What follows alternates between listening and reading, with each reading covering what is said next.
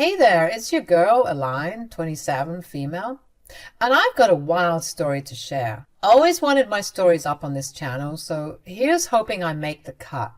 Now, I've always had this go-getter mindset, wanted to be the best at everything, and I mean everything. It made me an easy target for the haters, those judgmental folks who can't stand a gal hustling and achieving her dreams. But you know what? I didn't give a darn. I was out here getting things done, making sure my life was comfy and stress-free. At 24, I did the unthinkable. I dropped out of college, said adios to that academic life, and decided to start my own business. And what was I making, you ask? Leggings. Yeah, you heard it right. Leggings. Now, everyone and their grandma thought I was bat crazy for ditching college to make leggings. Aline, are you out of your mind, they'd say. But you know what? I had a vision, and I was determined to make it big, even if nobody else could see it. Fast forward a couple of years to when I'm 26, and guess what? My man, Jack, 30 male, who I'd been dating for several years at that point, proposes. Now, at first, I was tempted to drop a hard no, because I was knee-deep in my leggings empire.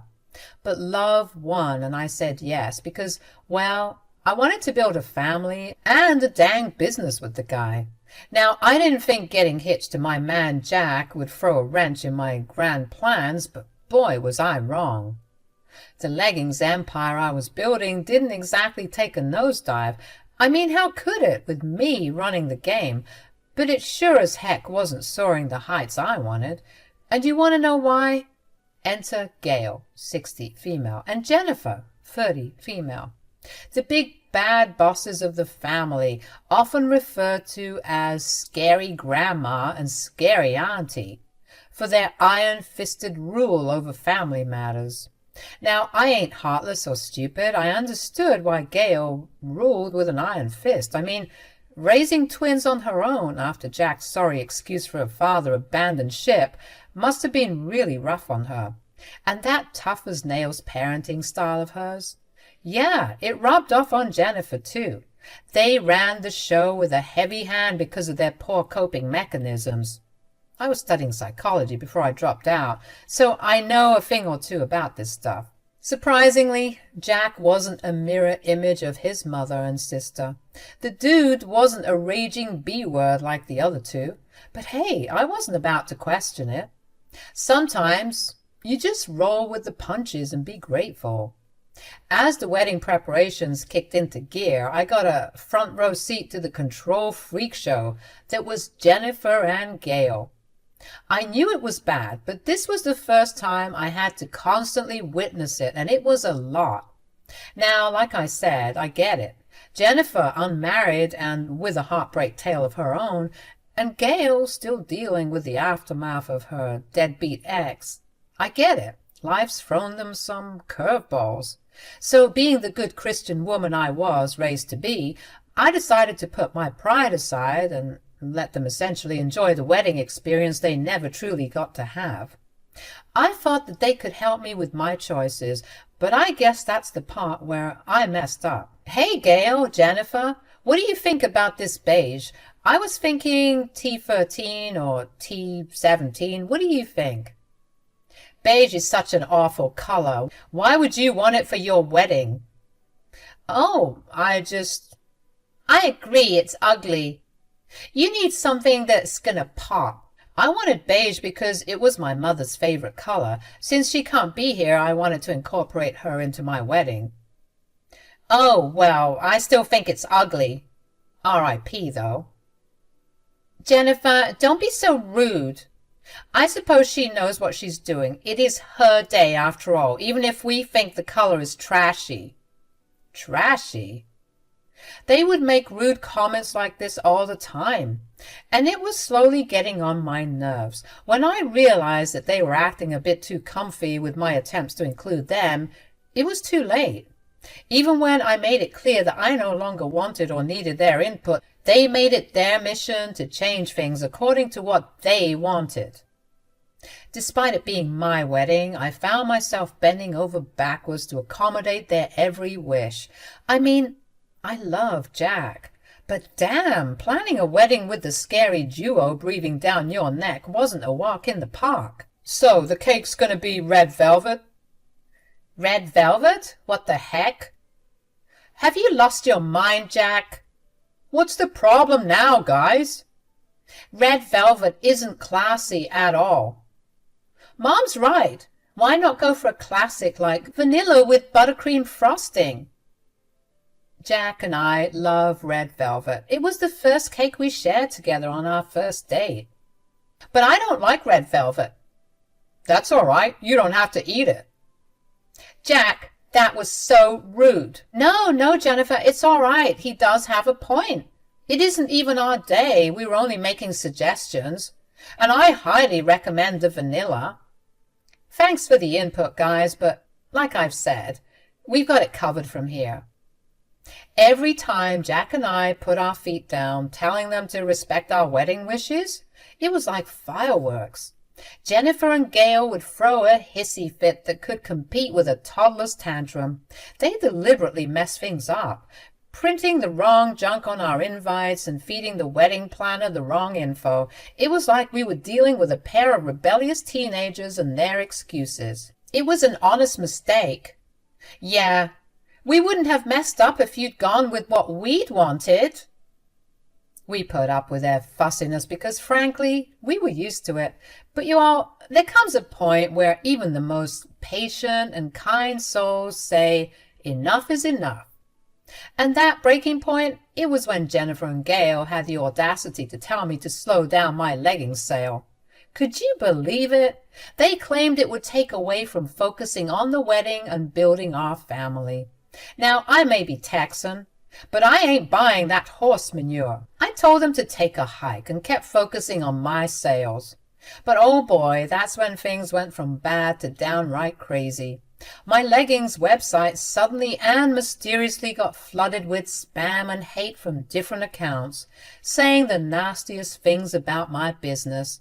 You can say a lot of crap about me. You could even spit in my face, but when it comes to my business, I promise you cannot talk about my business and the things I work hard in. I take pride in my work, and nobody can fault me for my quality. Now here's the kicker. Jennifer and Gail seemed a little too happy about it. Yeah, you heard that right. Their faces practically lit up like a Christmas tree when I told them about the decline in sales. I don't understand why this would happen. Who would do such an awful thing? Honestly, maybe this is a good thing. Why would you say that? She doesn't mean anything by it. Yeah, I just mean that this can be seen as a good thing because you now have time for the wedding. But I don't want my business to go under. I don't think that's going to happen. You're just going to take a small break, that's all. Something about their lack of concern set off alarm bells in my head. Call it intuition, call it instinct, but I started getting suspicious. Did they have something to do with the whole mess? It was a thought that slithered in my mind and I couldn't shake it off. But, and it's a big but, I didn't want to bring it up to Jack. They were his blood, after all, and I didn't want to drop a bomb that could potentially detonate our relationship. So I bit my tongue and focused on getting my business back on track. Fast forward to the wedding, and boy, it was a ride. Despite the crap Jennifer and Gail pulled, Jack and I managed to have a good day filled with love and joy. Jennifer and Gail behaved themselves for the most part, often terrorizing the teens and kids within the family because of how rowdy they were acting, leaving Jack and I alone, thank God. We were hopeful about the future, a future we were building together. I thought that the second-hand bridezillas would take a chill pill after all was said and done, but once again, I was wrong. A couple of months into wedded bliss, and Jennifer and Gail made it their mission to check up on us constantly. I mean, we should have just invited them to the honeymoon with the way they were acting. It was sick. They would always nitpick at everything, saying how they would do things differently, and it was getting on my nerves. Now, skip ahead a bit more, and their shenanigans didn't stop. I was getting more and more pissed by the day, and it felt like I was in some polyamorous relationship instead of being with the one I actually married. And to make matters worse, he wouldn't even intervene or tell his family to buzz off. I was the one always expressing my discomfort, and then I would be the one having to call Jennifer and Gail hours later, apologizing for being so rude to them. I was done, and I decided that I talked to my dear old husband about everything, so I finally spilled the beans to Jack about my suspicions regarding Jennifer and Gail having a hand in the downfall of my business before the wedding. Let me tell you, Jack wasn't pleased. We got into an argument that shook the foundation of our relationship, and we had just gotten married. "What the hell are you saying, Aline?"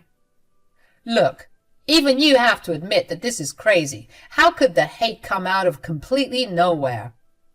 "I should be flattered that you'd think they'd be smart enough to do that, but my mom doesn't even know how to use Google, and Jennifer has better things to do." "If I'm wrong, I'm wrong, but this isn't coming from nowhere, and you know it. Could you blame me?" "I know you have your suspicions, but this is taking things too far, babe."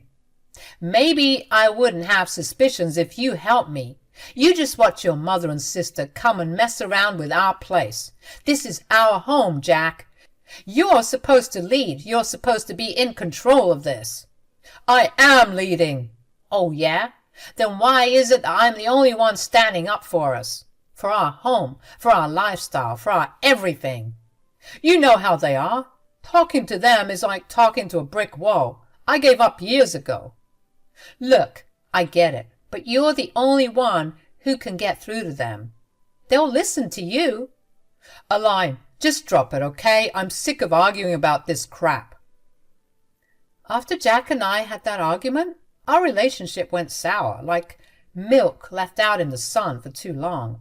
I tried everything to patch things up, apologizing a dozen times, and even said I was in the wrong for accusing his mom and sister of messing with my business and asking for things to go back to normal. But Jack?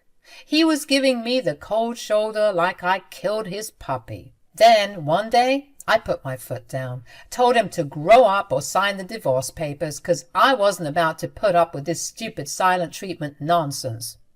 It was like talking to a brick wall until Jack looked scared, like really scared. Turns out he had a reason for acting all distant. He dropped the bomb on me. He got the boot at work due to some budget cuts, and get this, he didn't even bother telling me. "What? When did this happen?" "Last month." "And exactly when were you planning on telling me?" "Soon." "Unbelievable. Are you kidding me right now?" I was furious. I asked why the heck he didn't come to me with that info, and Jack's excuse? Brace yourself. He thought we were still fighting, and he didn't feel like talking to me. Well, that set me off. I told him I'd been over the fight ages ago and even tried to reconcile, and he knew it, but he was the one playing hard to get. "And what about rent? How are we going to cover it next month?" "Babe, don't worry. You can cover me in the meantime, just until I get back on my feet, and I'll pay you back." Ugh, I can't believe this crap. I'm not going to lie, paying rent on my own for the foreseeable future pissed me off. This was not part of the plan, and Jack, let me tell you, his attitude did not sit well with me. I was downright turned off by the whole family dynamic at that point. I started regretting marrying into this toxic circus. My mama, bless her soul, was probably shaking her head with worry and pity from up there, thinking, "Aline, I taught you better than this." But you know what? I'm not one to back down. I had to make this work. I owed it to myself, my mama, and heck, even Jack. So I decided to be the bigger person and extend an olive branch. One fine evening, I invited Jennifer and Gail to dinner. A little treat, you know, a fresh start in our strained relationships, hoping that we can just move on from all this drama. But no surprise here, they weren't exactly the picture of receptiveness. Instead, they went on a criticism spree, tearing apart everything, from the food to the decor to the very walls of our house. "I see you've decided to use beige in the decor again. How many times do I have to tell you how ugly it is?" "And how many times do I have to tell you that that was my mama's favorite color? And even if it wasn't, Why can't I have beige in my home? Aline, no need to get your panties all twisted up. Gosh, have some class. Jack, are you going to say anything? The food is good, babe. Seriously? Actually, that's a lie. I think it's a bit dry. And bland, like cafeteria food. Now that, my dear Reddit fam, pushed me to the edge. I snapped, and I mean full-blown Texas tornado snapping, yelling at everyone at the table like a mama bear protecting her cubs. It was a showdown, and let me tell you, it was a long time coming. Enough! I'm sick of all of you. Why do you treat me like this? What did I ever do to you? Why do you gotta nag at every little thing I do? Aline, how dare you? Shut up, Gail. I'm sick of that mouth. I was yelling my frustrations, trying to make my voice heard, but it was like trying to outshoot a tornado. 3 against 1, and I could see the storm brewing. Jennifer, Gail, and even Jack chimed in, telling me I was being dramatic. Gaslit? Oh, you bet. I felt like I was drowning in the sea of disbelief and frustration, but hold on to your hats, 'cause it gets even wilder. Gail, in all her wisdom, suggested that she and Jennifer should move into our home because, I quote, Aline was clearly insane. Excuse me? What? Was I in an episode of Punk'd? I couldn't believe my ears. And you know what made it worse? When Jennifer and Gail turned to Jack, asking him what he thought about them moving in, Jack, to my shock and horror, agreed. The man I married, the one who was supposed to have my back even against his crazy-ass family, was nodding along like this was the best idea since sliced bread. Well, let me tell you, that was the last straw. I stormed upstairs, locked Jack out of the bedroom, and made him sleep on the couch that night. I wanted to sleep as fast as possible so that I could wake up from that nightmare. The morning after I locked Jack out, I woke up to the sound of chaos downstairs. Movers were shifting furniture, and Jennifer and Gail were rearranging the whole darn house like it was an episode of House Hunters. I marched downstairs ready to unleash another round of fury. I was about to show them how we do it in Texas, but Gail shut me down real quick. It's like she was prepared for all of this. She tells me to shut up and accept that this is their home now. Excuse me? Jack and I busted our asses to get this place, and I had been paying rent for my own for the past 12 months. And now, all of a sudden, it's some weird episode of home invasion? 3 gruesome weeks crawled by, and I swear to God it felt like forever. I was walking on eggshells trying to avoid these intruders in my own home. Jack and I, we were sleeping in separate rooms. The couch became his new bed, and he even bought an air mattress because Gail and Jennifer claimed the guest room as their own.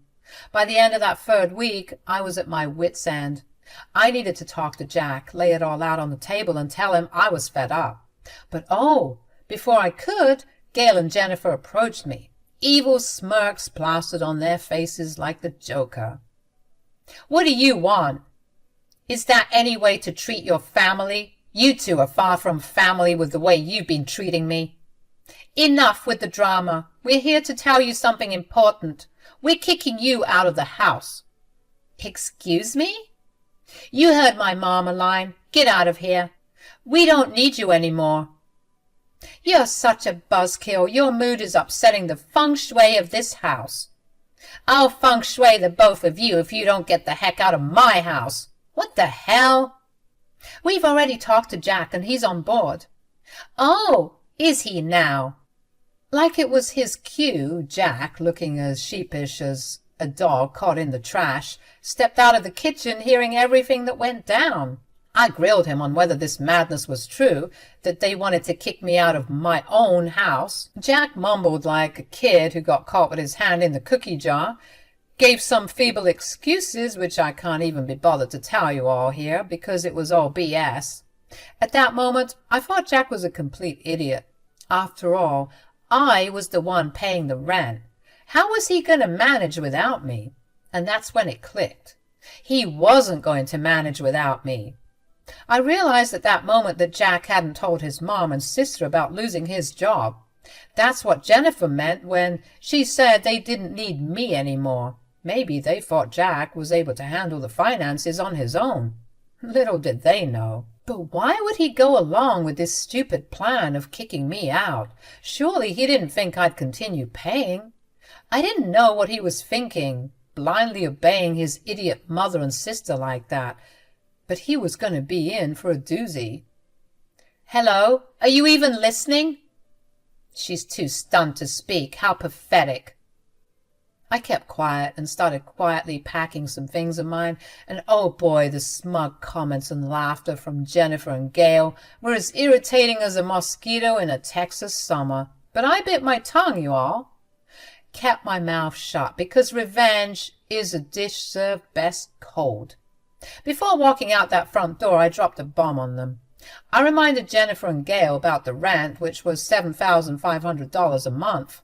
They scoffed, saying Jack would cover it. But here's where the mic drop moment happened. I revealed that Jack had been fired a couple of months ago, couldn't pay rent, and it was yours truly covering the bills. The looks on their faces, priceless. What do you mean? Jack, what the hell is she talking about? Answer us, is this true? Yes, it's true, okay? I lost my job. But since you're all so comfortable with me leaving, I'm sure that means that you have the means to pay for this place. Jennifer and Gail were now begging me to stay, a complete 180 from their snarky and nasty attitudes from earlier, claiming they had no clue I was not only the breadwinner but the sole earner. Jennifer even said she admired me for putting up with her stupid brother, but I just looked at them, shook my head, and called them pathetic. At that moment I declared I was done with this circus called marriage, and said I would send some divorce papers flying into Jack's email. As I made my exit, Jennifer begged me to stay, and Gail went full-on yelling mode at Jack, demanding to know why he lied about having all that money. I'm guessing he lied about having money for some reason. Maybe that's when the women got the crazy idea to kick me out, since they thought they had it made in the shade now. Idiots, all of them.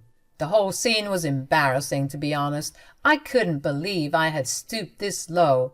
But revenge tasted sweeter than a sweet tea. True to my word, I left, and I didn't pay the rent that was due soon. Jennifer, Gail, and Jack blew up my phone for the next couple of days, begging me to come back and pay rent. At least for that month only, and then they'd figure out the rest. Could you imagine the nerve? All I said was, "Tell Jack to sign the divorce papers, 'cause I want nothing to do with you all." Since they couldn't pay the rent, they got kicked out of the house and left stranded and homeless for a while. As for what they're up to now, I have no clue, and honestly, I don't care. But one thing's for sure, I'll always remember the look of horror on Jennifer and Gail's faces when they realized they got played by me. Remember, folks, karma is only a B if you are.